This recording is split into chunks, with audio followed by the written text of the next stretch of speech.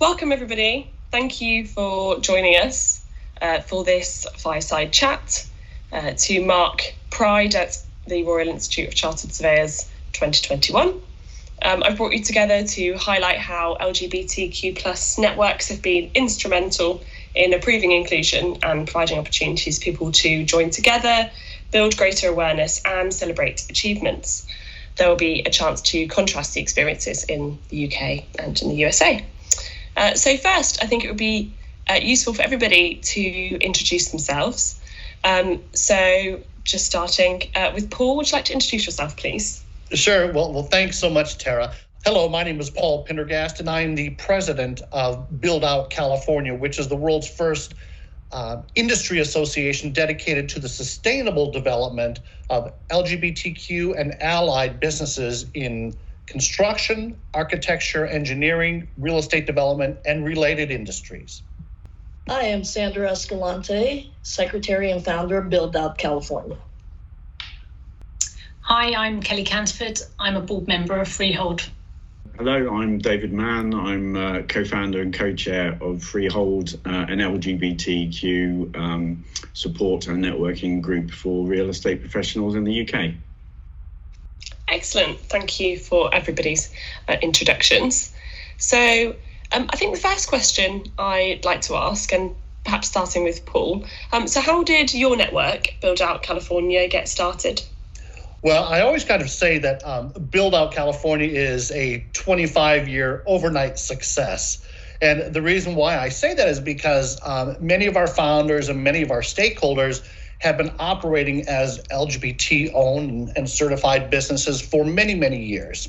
And it really wasn't until June of 2021 that we, of course, got our Federal Internal Revenue Service accreditation here in the United States. But the networks and the relationships which have propelled buildout California so quickly to the forefront within the architecture, engineering, construction services, real estate development industries are that our relationships for our founders and our board members and our stakeholders have really been developing in the industries for those 25 years.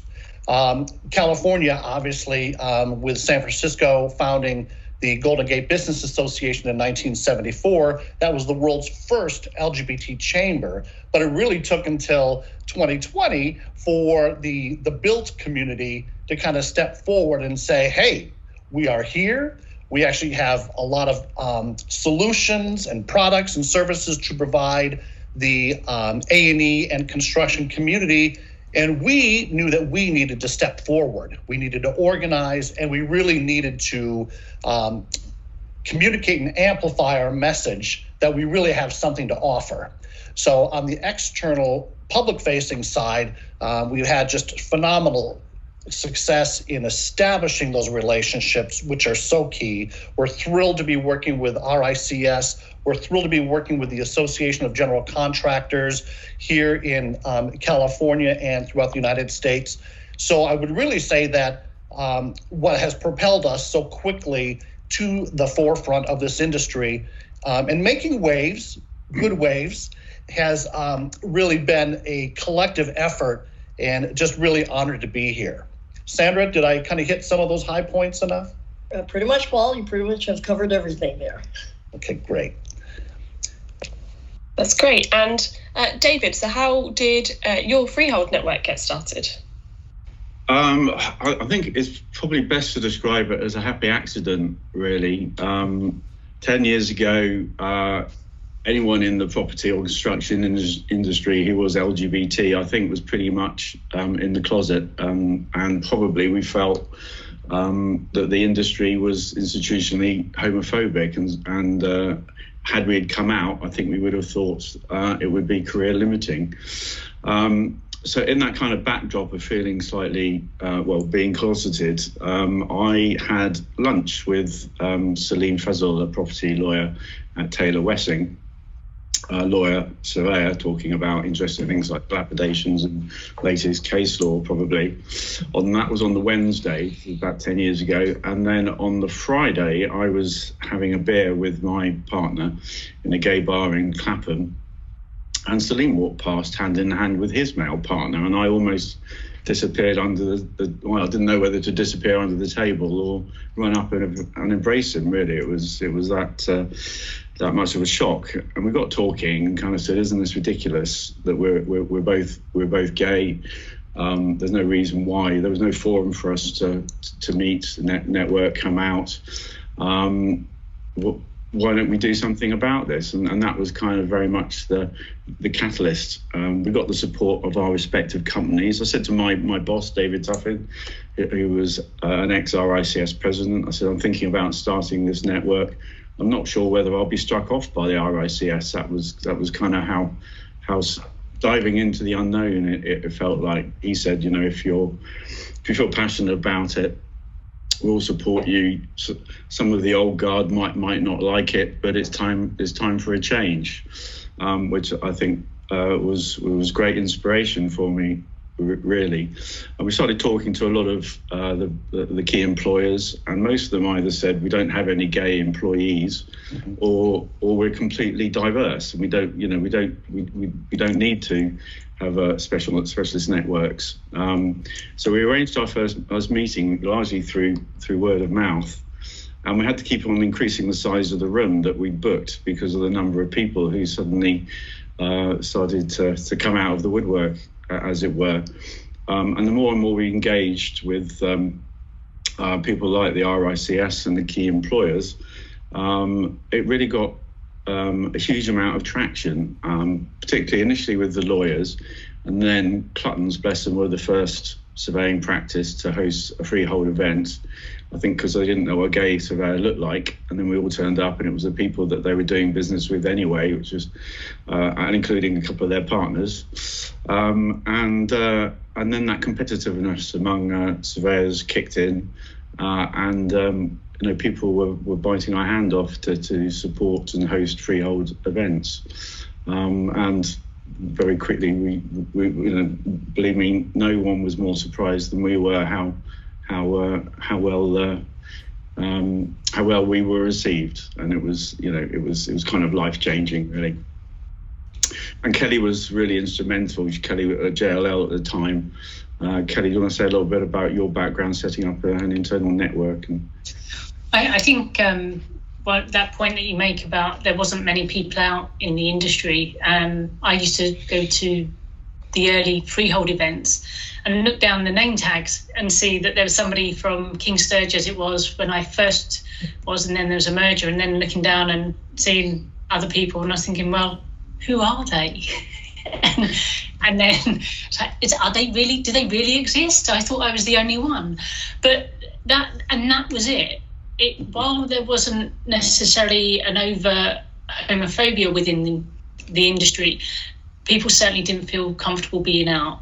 And I think that connection and meeting people enabled us to garner the support from internal. And that was how the network started up there. And as a consequence of that, as David said just now, the brilliance of our competitiveness within the industry, you see all everybody's heads sort of come up, go, what do you mean? So they've got that, they're doing that. And 10 years later, 2 years we were marching in Pride, and we were running out of wristbands, but it was very much that it created a space where all of a sudden people were ready to be out and were very comfortable with the idea that they weren't the only one. And it was like releasing a breath that you'd been holding, but you didn't realise how long you'd been holding your breath. Yeah.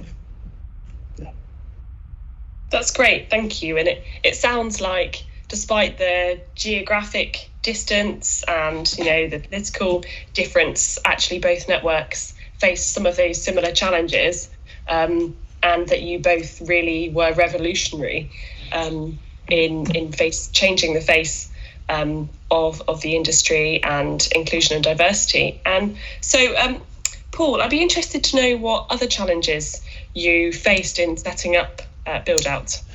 Well, I think we really need, and this actually goes back to David and Kelly's perspective, that we must not forget that in our perspective, which we're focused on construction, that construction is not necessarily the most embracing community. It hasn't been until the recent years that minority business participation within construction started to see the uptick. And in fact, we have light years to go before women in construction is really achieving any sort of parity. And so I think inherently, the construction industry presents us all some challenges. And in particular, we'll talk about a company, very successful tower crane operating firm based on the West Coast here, very substantial. They're a marquee name in certain regions here. And lo and behold, they are an LGBT-owned business. And, they've got 60 to 70 employees. And literally in the conversations with her, we basically came up with the fact that if they were to receive a negative reaction, that could also manifest itself in losing a contract or contracts. And that leads to losing jobs, the jobs of real people who depend on feeding their families, sending their kids to college and so forth. So for her, it wasn't, she had to weigh from a business perspective, her personal beliefs, as well as her business obligations. So one of the things that really is a challenge to us here, and I will say California and throughout the United States, is there needs to be a more welcoming environment within the construction industry, real estate development and so forth. So it is incumbent upon us from a build-out perspective, and I would assume also for Freehold, to create an environment where our colleagues can feel proud to be a part of something, that we give them the tools they need to be more competitive, and really make them feel welcome, that they will find a space that's going to, foster them both professionally and personally. Sandra, did you kind of add some of that? Because I know you've had some unique experiences as a woman minority. Yes, no, I mean, I'm going to date myself that I've been in the construction space for about 30 years, and representing all three diverse, being a woman, being a minority, and definitely being LGBT, because I've always been out. So, I've never had the issue of coming out, because I walk into an office or a job site and what you see is what you get. And if you can't figure out that I'm lesbian when you see me, then you're very naive, or you're trying to be so politically correct or uncomfortable with having me on the job site. And therefore, yeah, I know how it feels. I've experienced it. I've witnessed it. I've had to counsel people with that, and I've had to answer uncomfortable questions and deal with uncomfortable stares, because some people won't say anything, but they'll look at you like, is this contagious? Are you trying to eye me? Is this something that I'm gonna get? And that's me as a woman. I could just imagine how another man would feel having another construction worker that they know is homosexual. I'm pretty sure it's not going to be a comfortable feeling for anyone. And actually, one data point which I think is very relevant here is the UCLA School of Law put out a study through their research arm that there are, just in California alone, there are 17,000 LGBT employees working in construction. So 17,000 is a very large number. And we want to say to those 17,000, come on board, we're here. We want to help advocate for you. And, and that's just in the employee ranks. So we have a lot of room to grow. And I think that is going to be our biggest challenge, which is get folks to step forward and really self-identify and take your place at the table, so to speak. Does that ring at all resonate with you, David and Kelly? Yeah, very, very much so. It was sort of, although I can quite easily hide within the industry because I look like what most people think a surveyor should look like, which is bad. That's the first mistake they're making. So it was really changing that perception of that the industry is homophobic, and we couldn't actually test that until we started to come out. But until we actually created a safe space by having Freehold events, that we almost kind of gained a collective self-confidence that you were not alone. And I used to go to normal networking events, and I'd see a Freehold member across the the auditorium or something, and it felt like we were in a secret society. It was really, really quite exciting at the time. But slowly, through that kind of collective self-confidence, people started coming out within their organisations and being able to have that awkward conversation, which up until now, when someone asks you, what does your wife do? That automatically puts me on the back foot. I'm going to he, she, and you end up just lying sometimes, just to avoid embarrassment. But whereas now I'd probably say, well, my male partner or Glenn does or whatever. So it is very much just kind of getting out there, and then you find you have fantastic allies who then start calling out inappropriate behaviour, and that's so important to have those allies behind you, pushing you along. Is that right, Kelly? No, but it's that point about allies, and I think it can often be underestimated, the impact of allies. One of the most powerful moments I've experienced within the workplace was when somebody stepped in for me and there was homophobic behaviour, and I thought, I weighed it up, and it's almost that thing that we all go through. It's that point of when you say, how's your husband or your wife, and you go, it's not that, and you think, well, if I say anything, I'm going to make them uncomfortable, but I'm uncomfortable, should I? And then you go, well, if I say this, then I become the flag-waving lesbian, and then it becomes this whole thing. And my friend just put their hand on my shoulder and went, don't worry, Kelly, I've got this. And she went over, as a white cis female, went over, addressed the situation, and you saw the person look a bit sheepish and changed their attitude and stopped what they were doing. And I think that's it. Some of the challenges have been our own, where we don't want others to feel uncomfortable because we've been encultured into this society where we fit in. We don't belong, we fit in. So we have to be the good gay. And so if you fit into this sort of image, that's okay. But if you don't, then, well, that's going to be a bit awkward. And I think some of the other challenges have been around being a minority of a minority. So in construction, in real estate, women are a minority. Yeah. And being an LGBT woman is a minority of that group. And Sandra, as you said earlier, you're a minority of a minority of a minority. So your representation becomes so intersectional and has so many levels in which we can support you, and the what experience you can give to others in sharing that and demonstrating, actually, we need to just wake up and open our eyes and look at how we can be different and more accepting is so important.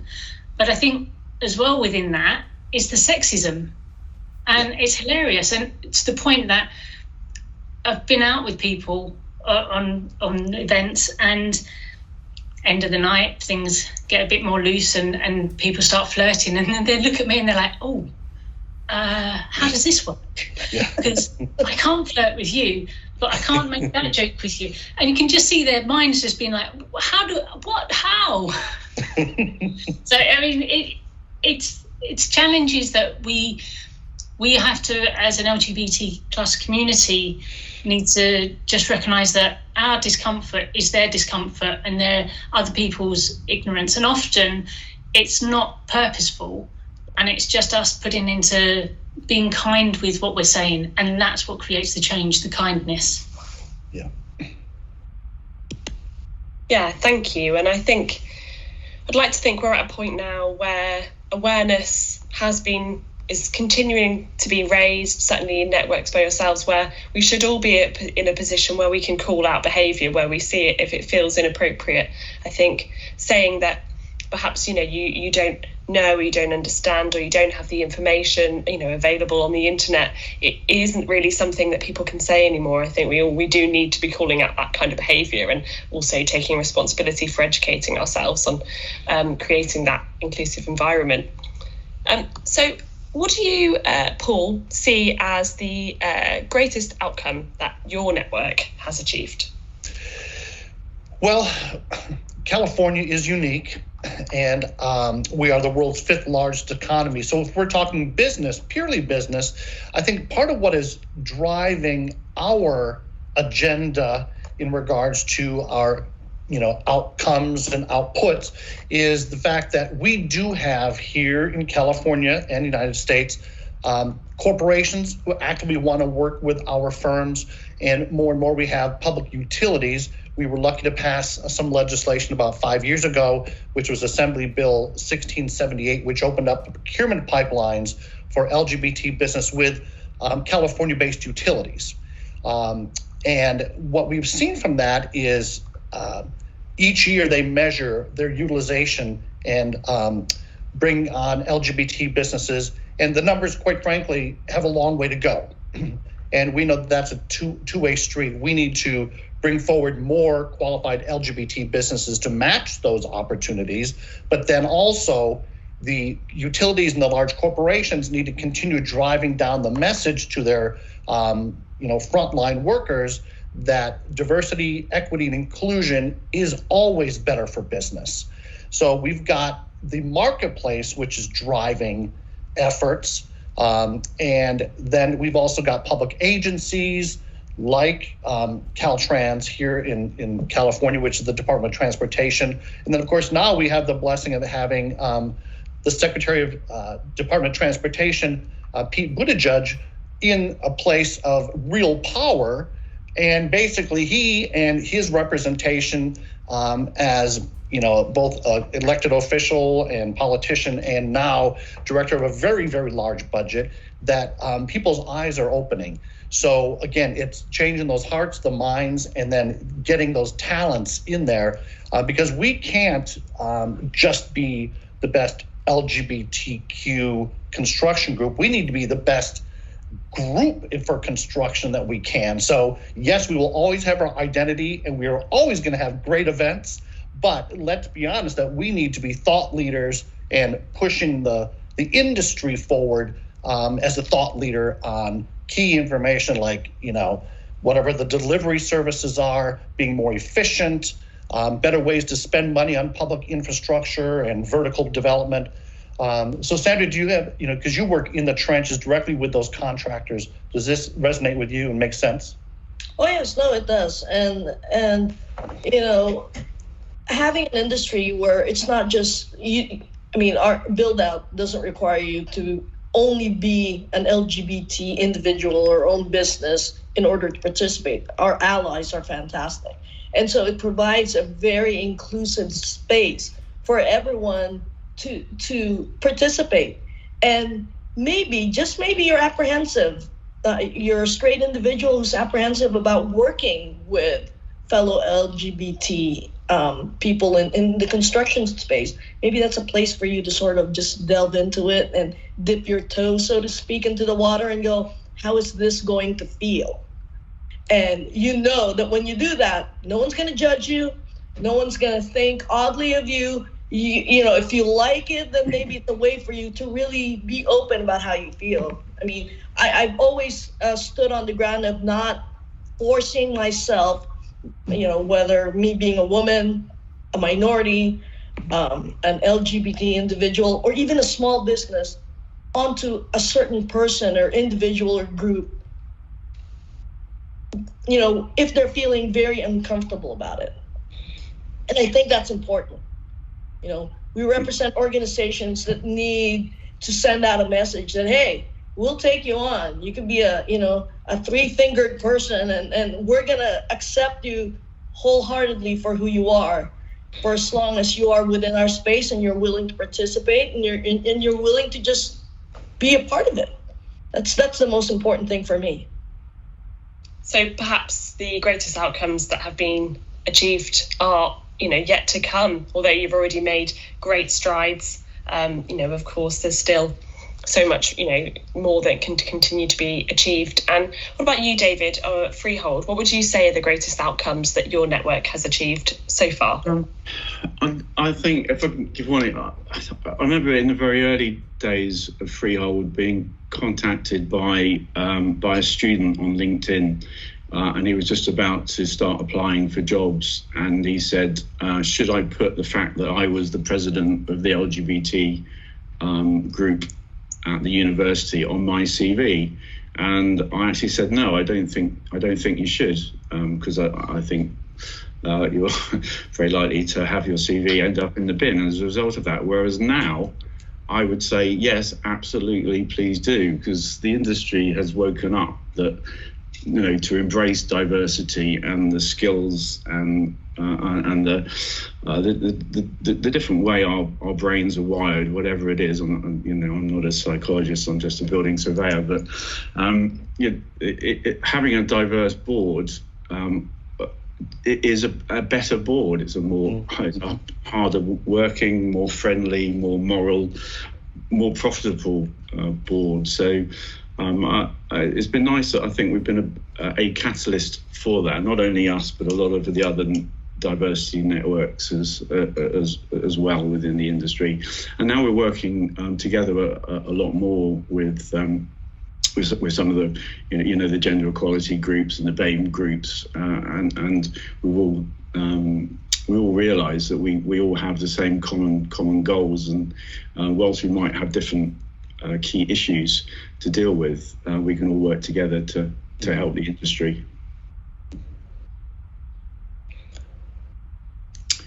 Kelly, do you want to say something? Sorry, well, I was going to say, I think some of the outcomes that, if you think back 10 years ago, and Paul, I think you were saying about we need to make sure business is conducted in the appropriate way, and there's no sort of leaving any space just because it's an LGBT space. I think that there's a couple of things which I look back on and can't actually believe have happened. And so 2 or 3 years ago, when the Sultan of Brunei, they retracted the law and reintroduced the death penalty, and we saw a number of real estate companies relinquish their contracts, and they set aside multi-million-pound contracts because of the beliefs that they held, and it didn't align with their policies and with what they believed in as a business. And I think that in itself, to consider that we as an industry have come that far, that businesses will put their money where their mouth is. We've seen in a much smaller way, but in a very different way, the property conferences that we've now run. And so we've got support from EG, to imagine that we've got one of the leading real estate trade press supporting us and conducting questionnaires and surveys and reporting on that and giving us a pride issue. And then, was it last year, David, you got the EG award, which is unheard of, being recognised by an industry that 10 years ago we were all afraid of being out in. It just shows that the outcome has really picked up speed. And I think it's funny, we were talking about this and said it's like turning a tanker. We're turning a 153-year-old tanker. So I think we're probably just round the corner now. So it's let's motor on and get that change happening a bit faster. And Tara, if I can just add, here's another thing which has actually it drives me and it makes me wake up at 3 o'clock in the morning.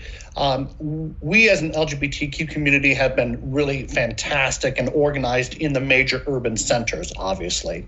Well, the trends are that our community is moving out into the suburbs, and not only the suburbs, but also rural areas, which have a completely different demographic makeup. And one of our passions with Build Out is great. Love that San Diego, Los Angeles, Sacramento, and San Francisco are all kind of jumping on board. But what about Fresno?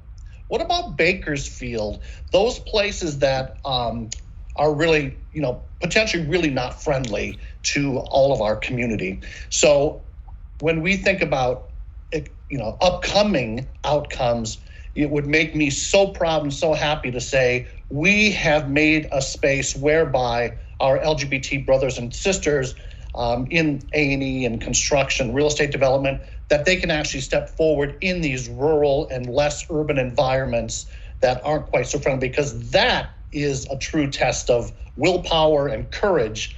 And we need to be there to support folks so that they really do feel comfortable. California is a huge state, right?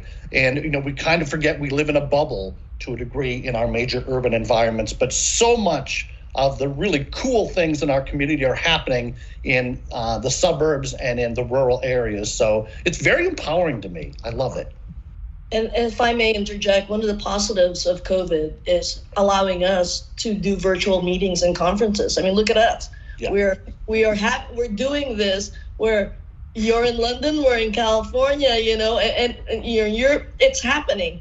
And thus allowing other members in our community to be able to participate and not have to travel, not have to, as a small business owner, as an employee of a small business that may not be supported, they're able to join and be a part of something without leaving their homes. And, if there is one advantage to COVID and one positive of it, this is it.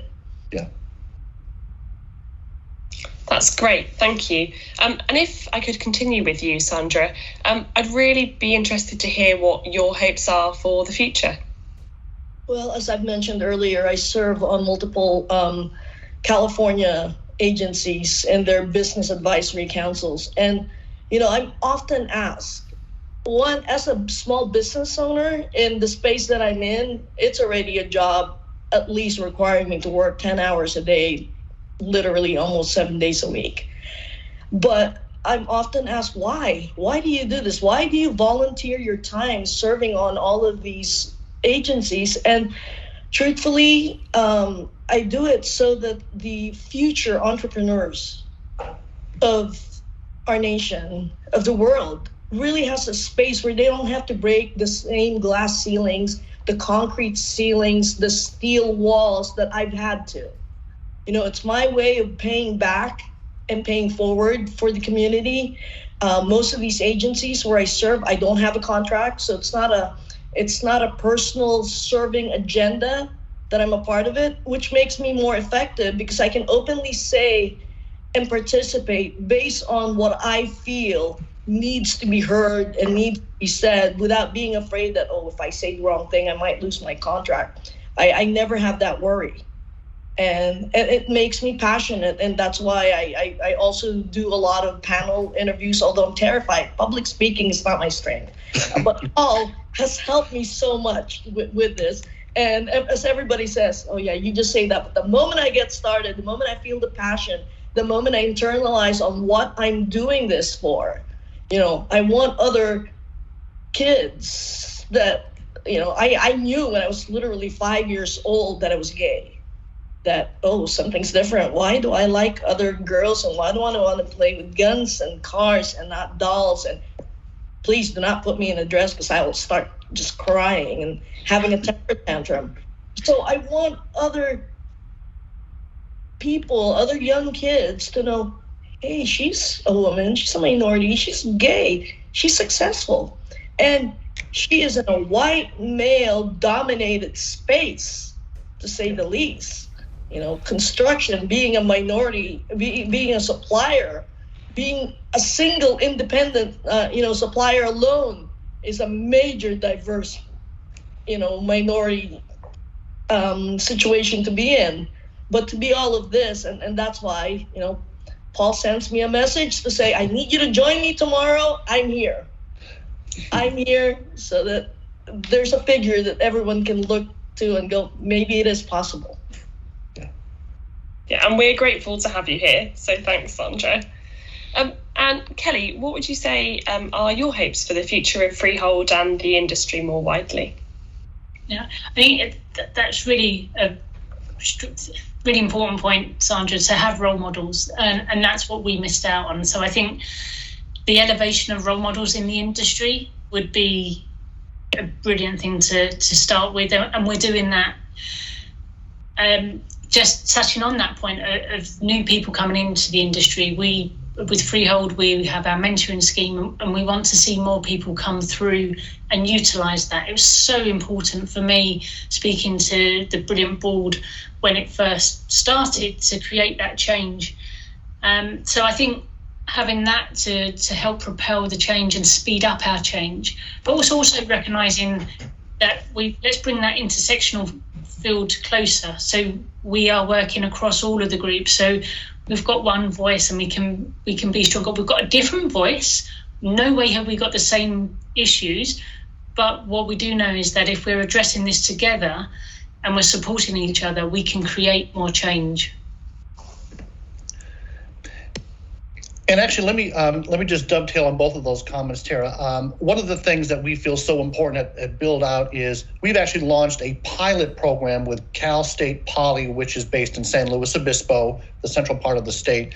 And they're a university which is known for producing really exceptional graduates in construction services, architecture, engineering. And we've actually created a pilot program to address the needs of LGBTQIA students in STEM cell curriculum, so science, technology, engineering, and mathematics. And it was funny, in our initial conversations with these young folks who are all from the LGBTQ community, for the women who are in engineers, their issue wasn't, oh, how can I be an LGBTQ member of the community? They were still grappling with being a woman in the engineering space.